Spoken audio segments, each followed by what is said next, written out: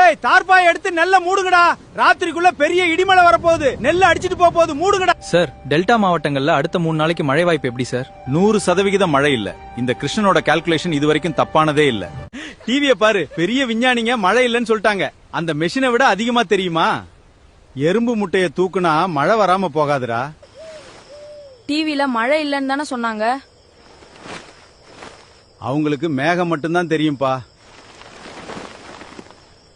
ஆனா காத்துல இருக்கிற ஈரப்பதம் மாறினா எறும்புகளுக்கு மூச்சு திணறும். அதுங்க உசுர காப்பாத்திக்க மேட்டுக்கு போதுங்க.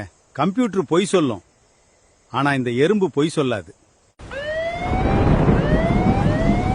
சார், டெல்டாவையே மழை புரட்டி போடுது சார். இது எப்படி சேட்டலைட்ல தெரியாம போச்சு? My God. டிவியை நம்பி எங்க உசுரையே தொலைச்சிட்டோமே. சித்தப்பா, நீங்க சொல்லியும் கேட்காம போயிட்டனே.